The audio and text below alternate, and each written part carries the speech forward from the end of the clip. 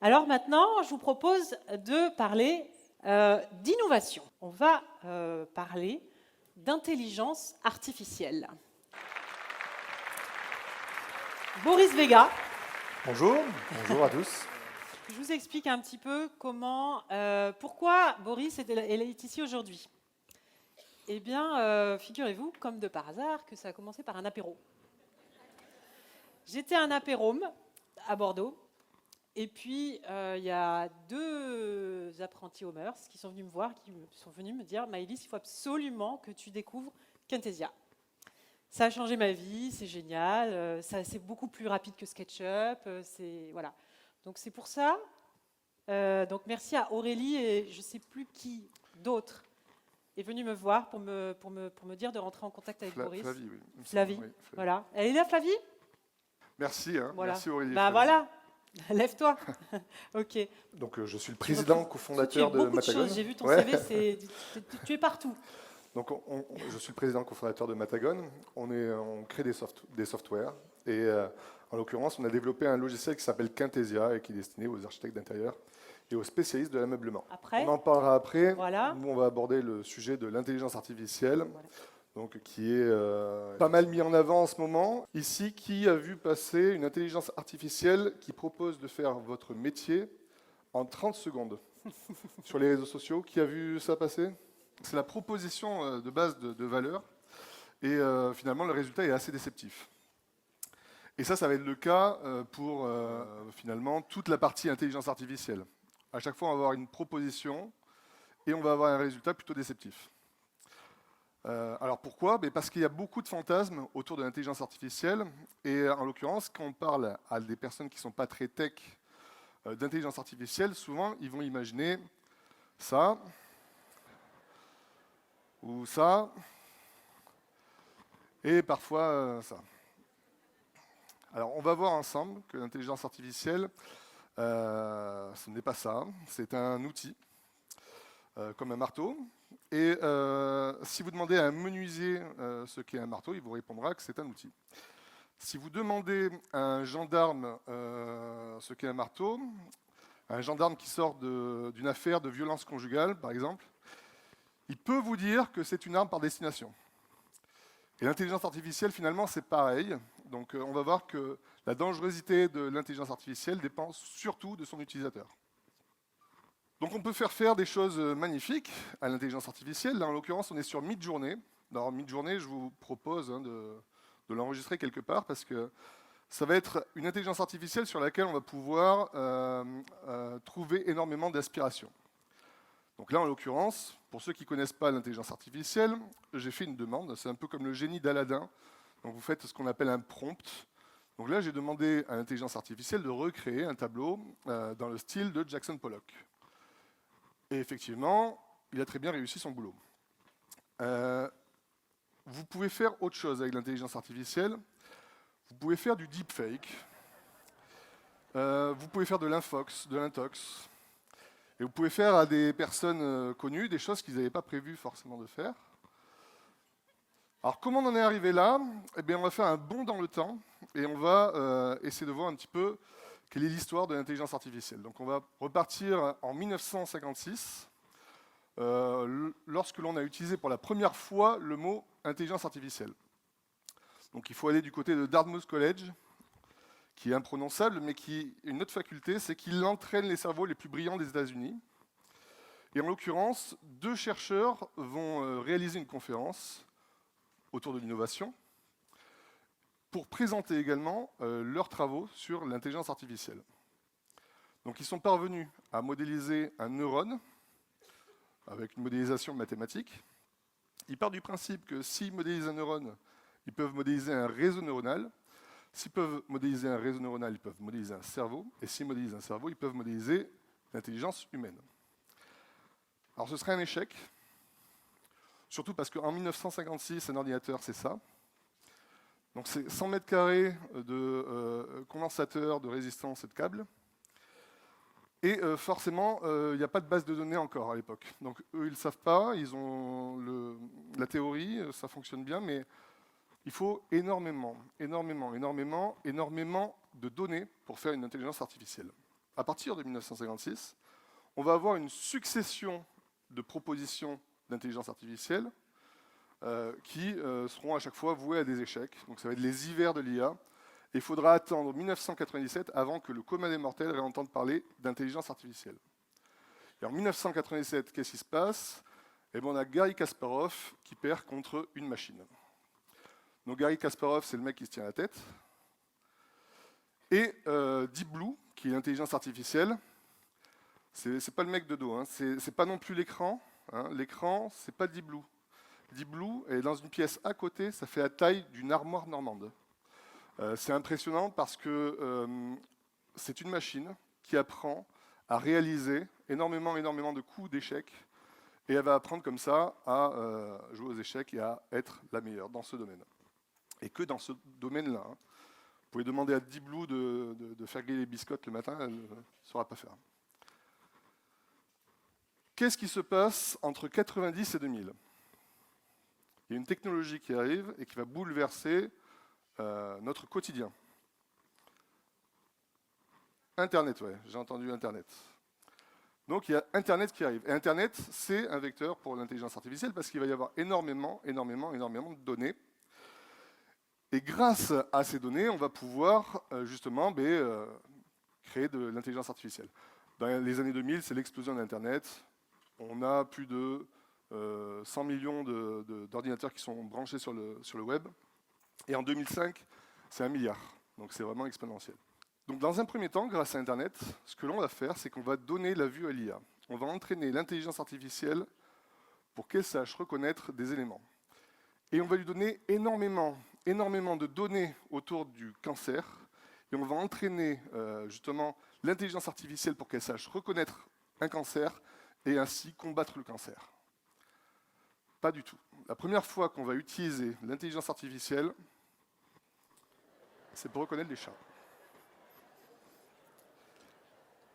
Parce qu'en fait, sur Internet, il y a beaucoup d'images de chats. Énormément. Et surtout, elles sont annotées. C'est-à-dire que les gens posent leur image de chat et puis ils marquent c'est mon chat, regardez ce chat comme il est beau, c'est un très beau chat. Et donc du coup, ça va faciliter aussi le travail des statisticiens qui ont pour but de faire en sorte que les données soient les plus propres possibles. En 2016, on a le retour de l'intelligence artificielle qui bat l'homme sur des jeux de plateau, et là c'est le jeu de Go. Alors, je ne vais pas vous faire tous les jeux de plateau voilà, mais le jeu de Go c'est impressionnant parce que c'est beaucoup de coups, mais c'est vraiment beaucoup de coups. Tout à l'heure les échecs, on a vu les échecs, c'est 10 puissance 120 coups. Voilà. Donc c'est beaucoup de coups, hein. C'est 1 avec 120 zéros derrière. Là, on est à 10 puissance 200 ou 10 puissance 700 coups. Si ça ne vous parle pas trop, par exemple, ce tapis, il est constitué de plein de particules. Et ces particules, c'est des atomes. Dans l'univers observable, il y a 10 puissance 80, entre 10 puissance 80 et 10 puissance 85 atomes, dans tout l'univers observable. Il y a plus de coups possibles aux jeux de Go et aux échecs qu'il n'y a d'atomes dans l'univers observable.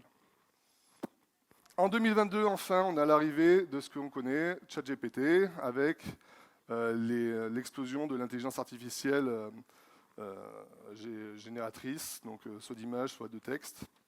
Et il va y avoir beaucoup d'intelligence artificielle. Il faut savoir que ces codes sources sont complètement libres. Donc, je peux récupérer le code source de ChatGPT ou de Stable Diffusion, par exemple, qui fait des images. Ça, c'est important. Stable Diffusion, on va le voir sur la fameuse intelligence artificielle qui fait de la décoration d'intérieur. Et on va avoir l'arrivée de plein d'acteurs qui se disent ingénieurs dans le domaine de l'intelligence artificielle. Donc, j'ai trouvé une succession de photos de salons qui nécessitent votre intervention. Et on va avoir la proposition de l'intelligence artificielle.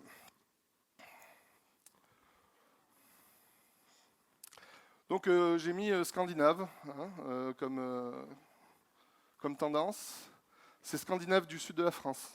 Pour ça, c'est intermédiaire. Mais c'est voilà. Et donc il y en a toute une succession comme ça. Donc là, on a une IA qui sait ranger les affaires. On va avoir une chambre dans laquelle j'ai effectivement pas envie de dormir, mais avec la proposition de Léa, c'est un petit peu mieux, mais on voit que la table de chevet, elle a droppé au pied du lit. L'intelligence artificielle, elle va juste chercher des éléments dans sa base de données, elle sait qu'il faut ces éléments-là, mais elle ne sait pas où les placer.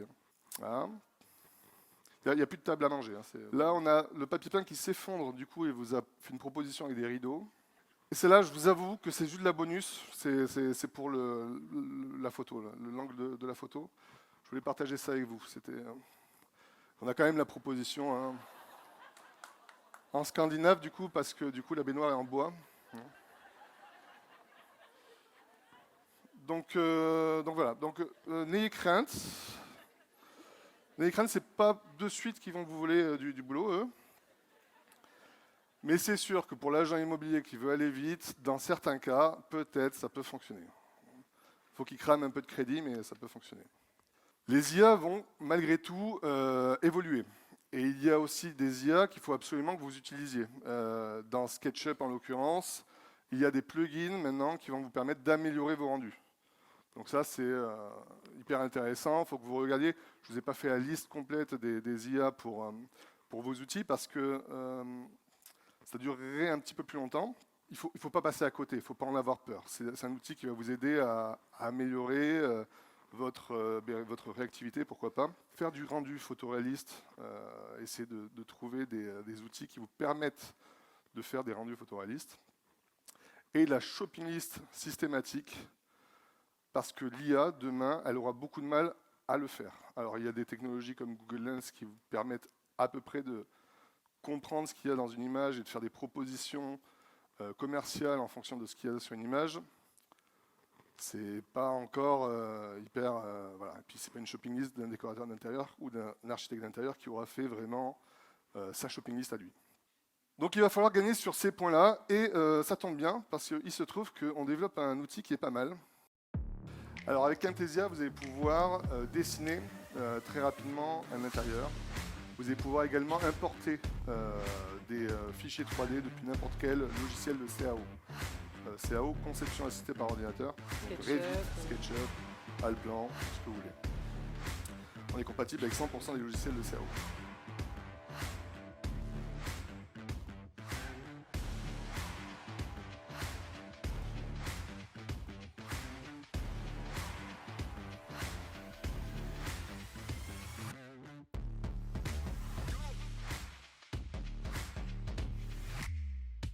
Vous allez pouvoir décorer, créer votre propre bibliothèque, c'est-à-dire que vous allez pouvoir référencer vos meubles dans l'outil.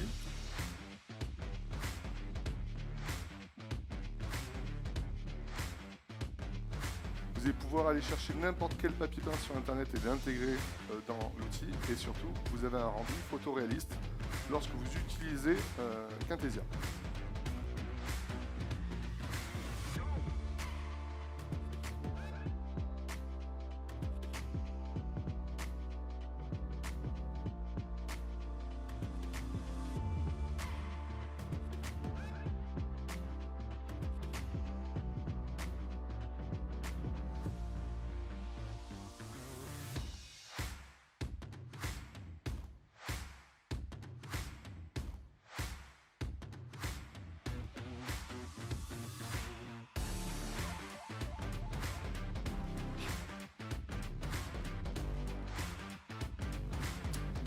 Et enfin, vous pouvez faire de la réalité virtuelle, de la vraie réalité virtuelle. Ce n'est pas juste des photos 360, c'est que vous allez pouvoir prendre un casque de réalité virtuelle et marcher dans le bien comme si vous y étiez. On va pouvoir faire autant de rendus que l'on veut, c'est en illimité. C'est-à-dire que vous allez avoir un seul prix et il n'y a pas d'option. Vous n'allez pas rajouter des add-ons, d'autres logiciels tierces. On arrive à tout faire avec.